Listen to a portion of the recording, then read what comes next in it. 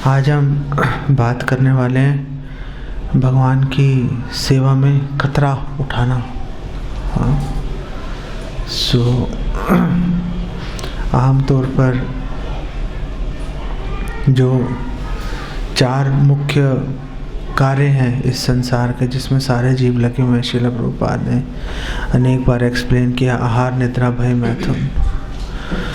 सारे जीव जो हैं वो अपनी सुरक्षा करने में लगे हुए हैं। जब तक सुरक्षित महसूस नहीं करते, बात समझ में नहीं आती, दिमाग चलता नहीं है। हाँ, और ये बात ना केवल मनुष्यों के लिए बल्कि पशुओं के लिए भी ये बात सही है, उतनी बराबर उतरती है वो बात। तो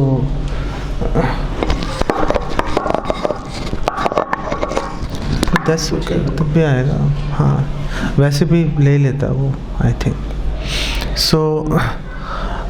क्वेश्चन ये है कि भगवान की सेवा में खतरा उठाना एक बात है, क्या भौतिकवादी लोग खतरा उठाते हैं कि नहीं उठाते? हाँ, और फिर हम ये भी बात करेंगे कि खतरे का मतलब क्या है। आप लोग क्या कहते हो, भौतिक जो लोग हैं, भौतिक व्यक्ति, वो खतरा उठाते हैं नहीं उठाते खतरा? हाँ, क्या उदाहरण है उनका खतरा उठाने के लिए, क्या बोल सकते हैं?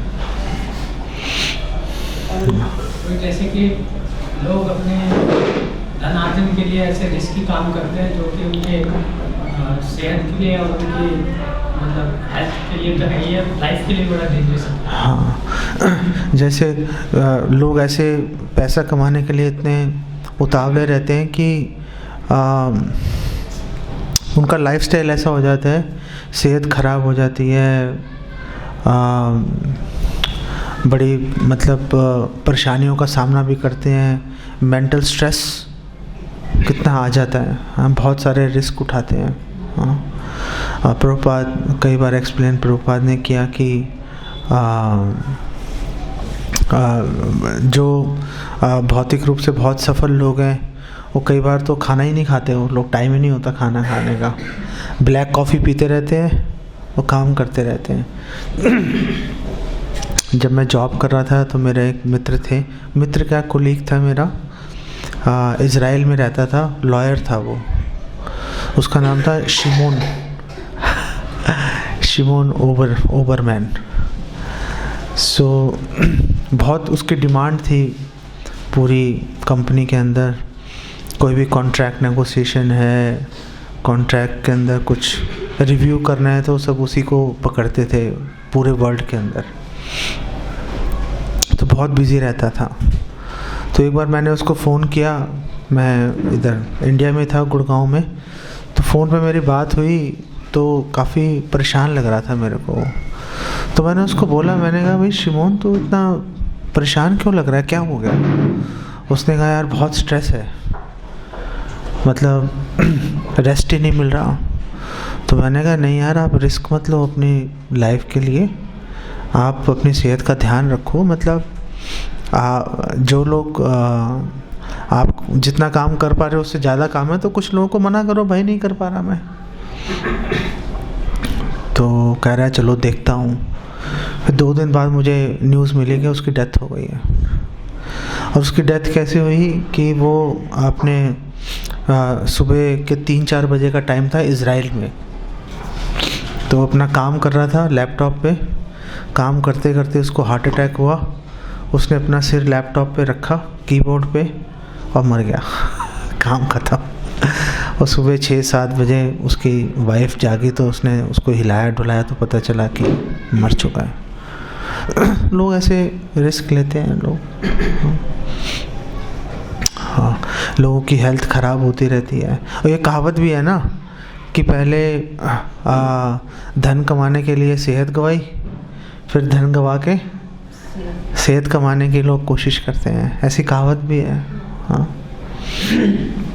और प्रभुपाद लेक्चर्स में प्रभुपाद डिस्कस कर रहे हैं कि लोग डाका डालते हैं, चोरी करते हैं, उनको पता होता है पकड़े जाएंगे, बड़ा बुरा हमारे साथ बर्ताव होगा, लेकिन फिर भी रिस्क लेते हैं। कमाने के लिए। हाँ,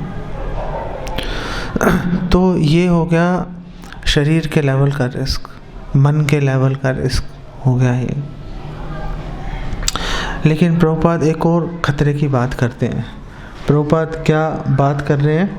प्रभुपाद बोल रहे हैं कि जो भौतिक लोग हैं उन्हें मन बुद्धि अहंकार से परे आत्मा का नॉलेज ही नहीं, ज्ञान ही नहीं है उनको। हाँ, लेकिन उन्हें जो उनके पास किताबी ज्ञान है और जो उनके पास साइंटिफिक प्रोग्रेस है, विज्ञान है, भौतिक समृद्धि की प्रगति पर बहुत गर्व है उनको। वे वर्तमान शरीर त्यागने पर कुत्ता और सूअर बनने का खतरा उठा सकते हैं, क्योंकि उनको जीवन के परम उद्देश्य की जानकारी नहीं है। ये श्रील प्रभुपाद ने व्याख्या में लिखा है, श्रीमद् भागवतम 1.3.43 43वें श्लोक की व्याख्या में श्रील प्रभुपाद लिख रहे हैं इस बात को कि भौतिकवादी जो लोग हैं, पूरा आप वेस्टर्न वर्ल्ड, पाश्चात्य देश देख लो, इतनी इम्पोर्टेंस दे रहे हैं शरीर को वो, लेकिन शरीर ख़त्म होने के बाद नेक्स्ट जीवन में क्या होने वाला है उसकी बारे में ना तो उनको जानकारी है, और अगर कोई उनको बताने की कोशिश करता है तो उसको सीरियसली लेते भी नहीं है वो लोग, है ना।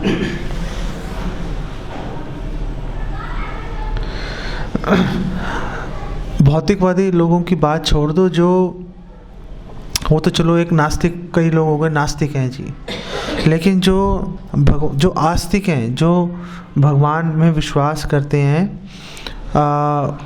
वो लोग भी अगर सकाम भक्त हैं अगर, तो श्रील प्रभुपाद सकाम भक्तों के लिए श्रील प्रभुपाद बोल रहे हैं कि स्वर्ग लोक में देवी देवता और इस लोक में भी कई भक्त कृष्ण भक्त के रूप में इस भौतिक जगत में रहना चाहते हैं। कृष्ण की भक्ति शुरू कर दी, कृष्ण की भक्ति कर रहे हैं, लेकिन भौतिक आसक्ति बना के रखी है, जो कि बाय द वे एक नाम अपराध भी है ना। आपने सुना है ना कि 10वां नाम अपराध है कि इतनी महिमा सुन ली फिर भी भौतिक आसक्ति बना के रखी हुई है। एक्चुअली प्रॉब्लम क्या है कि लोग उपाधियों से इतना जुड़े हुए हैं, लोगों के लिए इतना इम्पोर्टेंट है समाज के अंदर एक अच्छा स्थान होना, एक अच्छी गाड़ी होना, बंगला होना, फैमिली वेल सेटल्ड होना, कि कोई भी इन चीज़ों को छोड़ना नहीं चाहता।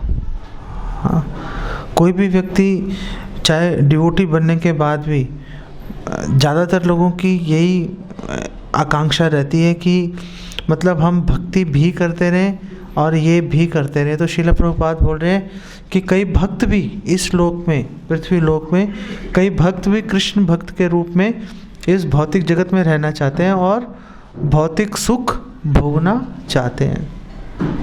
वे निम्न योनियों में पतन के खतरे के चलते ऐसा करते हैं। खतरा है कि हम ऐसे चलते रहे निम्न योनियों में गिर जाएंगे। हाँ, ये खतरा है। तो कोई बोल सकता है कि ऐसा खतरा क्यों है जब कृष्ण भक्ति कर रहे हैं, तो ऐसा खतरा कहाँ से आएगा? तो ऐसा खतरा दो कारणों से आ सकता है। पहला तो हमने अभी बात की, नाम अपराधी है एक तो, हाँ, और दूसरा चलो आपने कृष्ण भक्ति की, आपने सकाम भाव से कृष्ण भक्ति किया आपने, तो उसके फलस्वरूप डेफिनेटली भगवत धाम तो जाएंगे नहीं। हाँ, ऐसा तो पॉसिबल ही नहीं है। जब तक एक गंध मात्र भी रहेगी, लेश मात्र भी अगर भोग की इच्छा रहेगी, तो इस भौतिक जगत में रहना ही पड़ेगा। ये अकाट्य बात है बेसिकली। तो जैसे यमराज जी ने यमदूतों को बताया था छठे स्कंद के बिल्कुल शुरू में, हाँ, जब अजामिल की बात चल रही थी नहीं, तो यमराज जी ने बताया था कि बुरे कर्म तो बुरे हैं ही, अच्छे कर्म भी बुरे हैं। तो आपने जो भगवान की भक्ति की, चलो अच्छा है, आरती अर्थार्थी जिज्ञासु ज्ञानी च भरतर्षभा, 4 तरह के लोग भगवान की शरण में आते हैं। चलो आपने सकाम कर्म की इच्छा से, आपने कुछ अर्थ की इच्छा से या शांति की इच्छा से, परिवार के सुख की इच्छा से आप भगवान की भक्ति में जुड़ गए आप, हाँ, तो चलो अच्छी बात है, आप जुड़ गए। उस जुड़ने के कारण आपने क्योंकि भगवान की भक्ति की, तो आपको उसका फल तो मिलेगा ही। भगवान की भक्ति कभी भी व्यर्थ नहीं जाती। आपको उसका फल मिलना निश्चित है। तो उस के चलते क्या होगा कि आपको अगले जीवन में बहुत सारी सुख सुविधाएं आपको प्राप्त हो जाएंगी।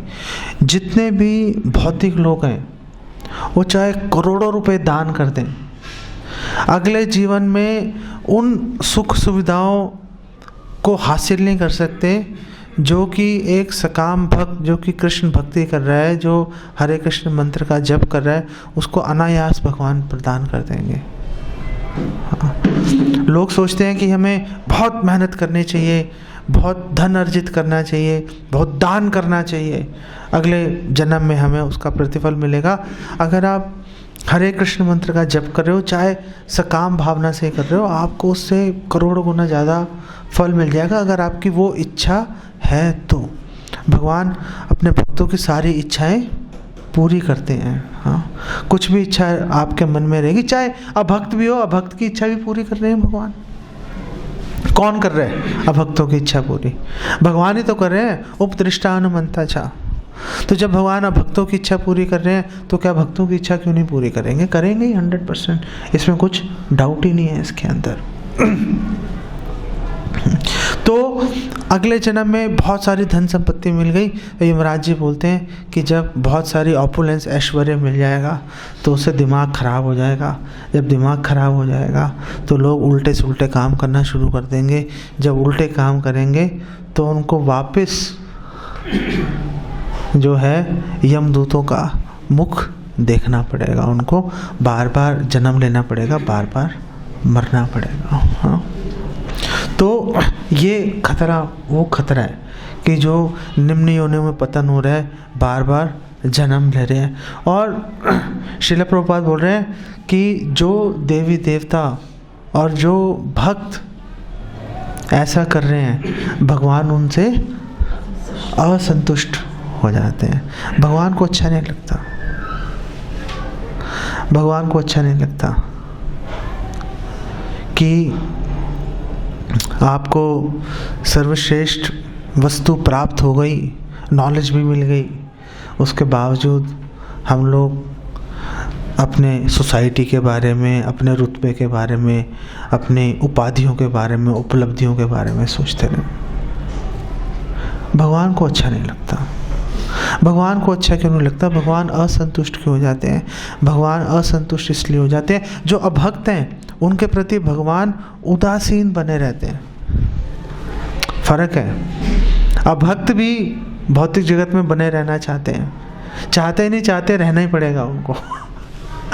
लेकिन अगर कोई भक्त बन गया, उनके प्रति भगवान उदासीन रहते हैं, जो कर रहा है करता रहे, अभी कर भुगत, कर भुगत, कर भुगत।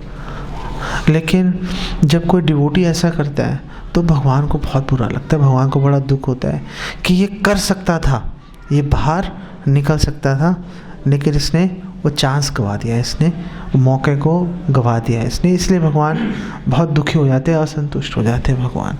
ये श्रील प्रभुपाद श्रीमद् भागवतम 3.9-12 में बता रहे हैं। हाँ,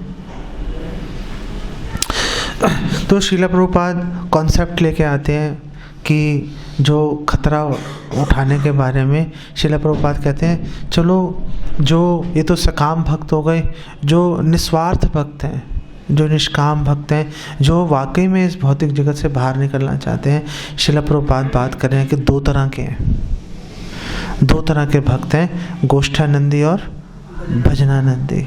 हाँ, तो श्रील प्रभुपाद एक्सप्लेन करते हैं जो भजनानंदी हैं बेसिकली वो, और उनमें गोष्ठानंदी में क्या फ़र्क होता है? एक ही फ़र्क होता है कि भजनानंदी रिस्क नहीं उठाते भगवान की सेवा के लिए, नहीं रिस्क नहीं उठाते, बोलते मैं रिस्क नहीं उठाऊंगा। लेकिन जो गोष्ठानंदी होते हैं वो रिस्क उठाते हैं। तो भजनानंदी का क्या उदाहरण है भागवतम में? क्या उदाहरण मिलता है हमें भजनानंदी भक्त का? नारद जी भजनानंदी हैं। वो तो गोष्ठानंदी की पराकाष्ठा है नारद जी। तो भजनानंदी का एग्जाम्पल श्रील प्रभुपाद एक्सप्लेन कर रहे हैं कि कर्दम मुनि है, जो कर्दम मुनि है वो भजनानंदी है। वो प्रीचिंग, आप देखो उन्होंने प्रीचिंग कहाँ किया? वो भक्ति कर रहे थे, भगवान आए, उचित जब भी एप्रोप्रिएट टाइम आया छोड़ के चले गए अपनी उपासना का, अपनी ध्यान भजन साधना के लिए। उन्होंने प्रीचिंग नहीं किया। हाँ, तो प्रभुपाद बोल रहे कि वो भजनानंदी भक्त हैं वो। हाँ, भरत महाराज भजनानंदी नहीं है। भरत महाराज को जैसे ही मौका मिला, एक्चुअली भरत महाराज तो अपनी गलती पे पश्चाताप कर रहे थे कि मैं फंस गया था, मेरे को बहुत गलती हो गई, सावधानी बरतूंगा। लेकिन जैसे ही उनको मौका मिला उन्होंने प्रीच किया, राजा रघुगण को प्रीच किया ना उन्होंने। ठीक है, नहीं ठीक है। तो हालांकि वो रिस्क नहीं लेना चाहते थे, वो अपने आप को उनका पॉइंट ये था कि वो अपने आप को एज एक बहुत ही बेवकूफ़ आदमी की तरह, जड़ व्यक्ति की तरह प्रस्तुत कर रहे थे।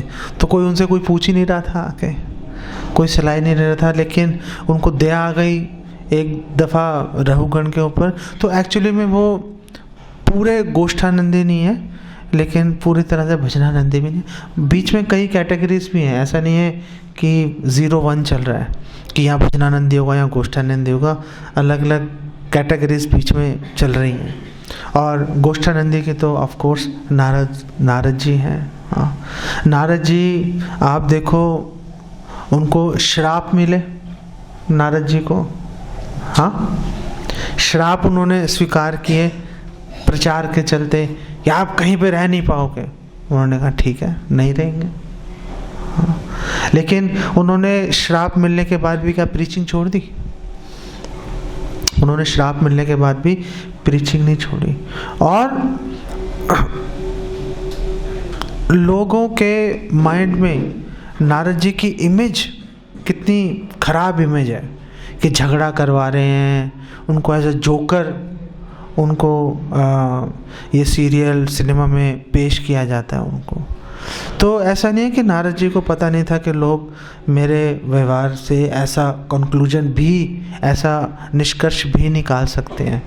उन्होंने उसकी कीमत पर ये काम किया। उन्होंने कहा ठीक है, लोग कुछ भी सोच रहे हैं, सोचने तो मैं भगवान की सेवा के अंदर ऐसा मेरा व्यक्तित्व है, लोग मेरे बारे में ऐसा सोचेंगे, मैं उसको भी स्वीकार करने के लिए तैयार हूँ। तो गोष्ठानंदी जो है वो भगवान की सेवा में खतरे उठाते हैं। तो आप उदाहरण बताइए, मैं आपसे पूछना चाहता हूँ कि किन किन भक्तों ने क्या क्या खतरे उठाए?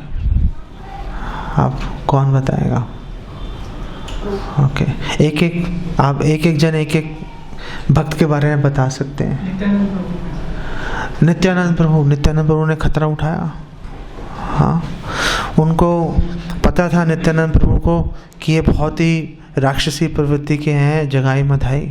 हाँ, और ये इनसे जान का खतरा भी हो सकता है। हाँ, फिर भी चैतन्य महाप्रभु की महिमा कितनी विशाल है, अकल्पनीय है, अकथनीय है। चैतन्य महाप्रभु की महिमा, उसके बारे में लोगों को बताने के लिए नित्यानंद प्रभु ने वो खतरा मोल उठाया। और उन पे मधाई ने प्रहार भी किया मटके से, घायल भी हो गए, खून की नदियाँ बह रही थी, कुछ भी हो सकता था। लेकिन नित्यानंद प्रभु ने वो रिस्क लिया। और जब उनके पास मौका था बदला लेने का, चैतन्य महाप्रभु उनको मारने के लिए बिल्कुल तैयार थे, और नित्यानंद प्रभु ने उनको मारने की, उनको प्रार्थना करके रोक दिया मारने से। और बल्कि उनको ये बोला कि आप इनको अपनी कृपा प्रदान कीजिए। तो नित्यानंद प्रभु ने खतरा उठाया। श्रील प्रभुपाद ने, हाँ, श्रील प्रभुपाद ने कितने खतरे उठाए। हाँ, कितनी तकलीफ़ें झेली, अद्वितीय है। पैरालिसिस का सामना किया, हार्ट अटैक्स का सामना किया, हिप्पियों के बीच में रहे, उनको मारने की कोशिश कर रहे थे। हाँ, एक बार तो एक हिप्पी के साथ रह रहे थे, वो प्रभुपाद को मारने की कोशिश कर रहा था वो। तो प्रभुपाद डर के जो है, प्रभुपाद वो छोड़ के बाहर निकल आए। हाँ, वो कमरे से, और जहाँ पे रह रहे थे प्रभुपाद, उसको कमरे से निकल के बाहर आ गए और फुटपाथ पे घूम रहे थे। तो उन्होंने एक दो भक्तों को बुलाया, उन्होंने बोला यार ये प्रॉब्लम चल रही है, क्या करूँ। तो फिर उनको वो किसी और के पास ले गए, शेयर्ड एकोमोडेशन में लोगों के साथ उनको ठहराया, दूसरे हिप्पियों के साथ में। श्रील प्रभुपाद ने कितना खतरा मोल लिया। और भक्ति राघव महाराज ने, भक्ति राघव महाराज है, भक्ति राघव महाराज ने भगवान की सेवा में क्या रिस्क लिया। उन्होंने, डाकू आ गए थे मायापुर टेम्पल में, इसी के बारे में बात कर रहे हो ना, और डाकू आ गए थे और भगवान के श्री राधा माधव के विग्रह को नुकसान पहुंचाने की कोशिश कर रहे थे। तो उनकी टांग भी कट गई, उनकी, भक्ति राघव महाराज की, लेकिन उन्होंने भगवान के विग्रह को उन्होंने कोई भी नुकसान नहीं होने दिया। उन्होंने खतरा उठाया। उन्होंने ये नहीं सोचा कि पूरा जीवन अपंग की तरह मुझे रहना पड़ेगा, ऐसा नहीं सोचा। उनके पूरी एक ही विचार चल रहा था उनके माइंड में कि मुझे किसी तरह से भगवान के शिव विग्रह को बचाना है। हाँ, तो उन्होंने खतरा उठाया। उन्होंने नहीं, अच्छा आपने तो बोल दिया, आप बोलो। भक्ति सिद्धांत सरस्वती ठाकुर, भक्ति सिद्धांत सरस्वती ठाकुर ने इतने खतरे उठाए, मतलब कमाल ही हो गया था। जगन्नाथपुरी में राधा चरण दास बाबा जी महाराज के अगेंस्ट ओपनली बोल रहे थे, और पूरी के अंदर उनका इतना प्रभाव था भक्ति सिद्धांत राधा चरण दास बाबा जी महाराज का, कि लोगों ने उनको धमकी दी थी कि अगर आप चुप नहीं हुए तो आपको जान से मार देंगे। तो वो क्या चुप हुए? चुप नहीं हुए। तो भक्ति विनोद ठाकुर ने उनकी रक्षा करने के लिए उनको पुरी से मायापुर भेजा, उनको क्या वहाँ पर जाके रहो, और वहाँ पर जाकर उन्होंने 100 करोड़ नामों का जप करना शुरू किया। 9 साल से भी ज़्यादा टाइम के अंदर उन्होंने उसको पूरा किया। और जब प्रीचिंग कर रहे थे बिल्कुल कोई कॉम्प्रोमाइज़ नहीं करते थे प्रीचिंग के अंदर। हाँ, वृंदावन आए, वृंदावन में भी लोगों ने उनको मारने की कोशिश की थी। सो भक्ति सिद्धांत सरस्वती ठाकुर ने कभी भी सिद्धांत से कॉम्प्रोमाइज़ नहीं किया, सिद्धांत के लिए अपना जीवन न्यौछावर करने के लिए तैयार थे भक्ति सिद्धांत सरस्वती। हाँ, और यमुनापति प्रभु हरिदास ठाकुर ने बोल दिया भैया टुकड़े कर दो मेरे शरीर के। जब नवाब ने बोला, राजा ने, कि जब तू भैया कह दे कि मैं आगे से नहीं बोलूँगा हरे कृष्णा, तो हरिदास ठाकुर ने बोला कि मेरे बस की बात नहीं है, मैं मतलब कह तो दूं लेकिन मेरे बस की बात नहीं है, मैं रुक ही नहीं पाऊंगा। हरिदास ठाकुर चाहते बोल के, झूठ बोल के निकल आते, कॉम्प्रोमाइज ही नहीं किया उन्होंने भैया टुकड़े टुकड़े कर दे, हरे कृष्णा बोलना नहीं छोड़ूंगा मैं। 22 बाजारों में उनको मारा गया कोड़ों से, और वो नवाब ने बोला था अगर ये नहीं मरा तो तुम्हें मार दूंगा। तो जिन सिपाहियों को अपनी जीवन का खतरा हो, कितने शिद्दत से, कितने जोर से, कितने ताकत से मार रहे होंगे वो। हाँ, और जब हरिदास ठाकुर नहीं, उनको ज़्यादा फर्क पड़ा। क्यों फर्क नहीं पड़ा?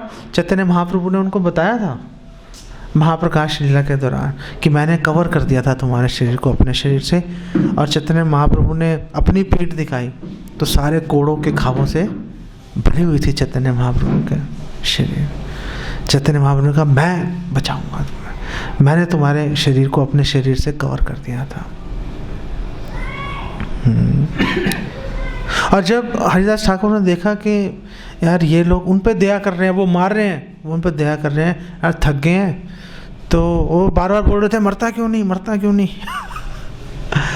तो हरिदास ठाकुर ने बोला कि ऐसे इनको कुछ नुकसान होगा, तो समाधि में चले गए। उन्होंने कहा अच्छा मर गया, नदी में फेंक के जाकर रिपोर्ट दे दी कि हाँ कि मृत्यु हो चुकी है। और आप पावन जनार्दन प्रभु, हनुमान जी, हनुमान जी ने क्या रिस्क लिया? हाँ, लंका पहुंच गए। भगवान ने जो उनसे भगवान की उम्मीद थी, अपेक्षा थी कि वो पता लगा के आएंगे, पता भी लगा लिया कि जीवित हैं। और रामायण में बता रहे हैं कि जब उन्होंने कभी सीता माता को देखा नहीं था, ऐसा नहीं था कि किसी ने व्हाट्सएप पे फ़ोटो भेज दी थी कि देखो ये फ़ोटो है, पहचान लेना, ऐसा नहीं था। हाँ, रामायण में ऐसा वर्णन आ रहा है कि जब हनुमान जी प्रवेश किए थे लंका में, तो लंका तक पहुंचने में कितने खतरे झेले, सुरसा, हाँ, उसको लंकिनी, सारे उनको मतलब खाने का, मारने की कोशिश कर रहे थे। हाँ, और वहाँ पहुँच गए तो उनके ब्रह्मचर्य पे भी क्वेश्चन मार्क लग गया। उन्होंने कभी स्त्री की ओर देखते नहीं थे, लेकिन अब सीता माता को खोजना है तो स्त्रियों की तरफ तो देखना ही पड़ेगा। तो जब वो रावण के महल में घुसे तो वो रावण के महल में स्त्रियों से भरा पड़ा था। तो रामायण में वर्णन आता है, कोई स्त्री जो है वीणा से लिपट के सो रही थी, कोई स्त्री कैसे सो रही थी, उल्टे सीधे वस्त्र हो रहे थे, बेसुध सो रही थी, कहीं रावण के पास रावण से लिपट के सो रही थी स्त्रियाँ। तो हनुमान जी सब स्त्री को गौर से देख रहे थे ऐसी पोजीशन में, और सुंदर स्त्रियाँ उनको देख रहे थे और ये सोचने की कोशिश कर रहे थे क्या इनमें से कोई सीता देवी है या नहीं है।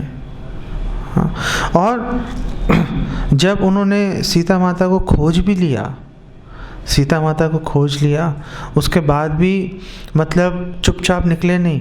रावण के मन में एक डर बिठाकर पूरी लंका को जलाकर जो है उसके बाद वहाँ से निकल के आए।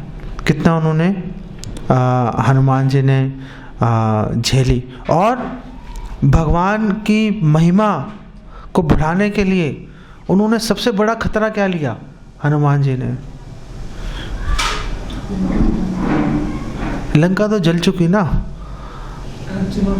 हाँ, और यार वो तो घटिया चीजें हैं। रावण को ना मारते, मार सकते थे, मार उसमें क्या खतरा है? खतरा क्या था ये बताओ। हनुमान जी ने भगवान की महिमा बढ़ाने के लिए सबसे बड़ा खतरा क्या लिया? हनुमान जी ने सबसे, हाँ,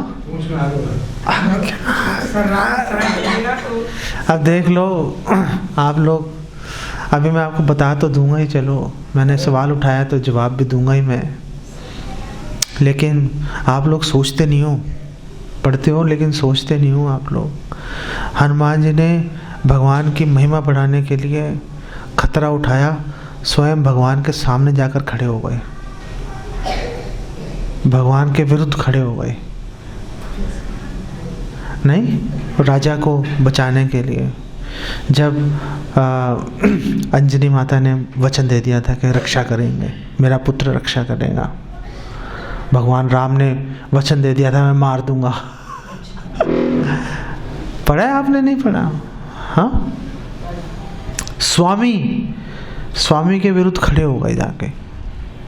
हाँ, और उस प्रसंग के द्वारा उन्होंने परवाह नहीं की, हनुमान जी ने परवाह नहीं की कि भगवान राम के लिए एक चुटकी का काम है प्राण हर लेना।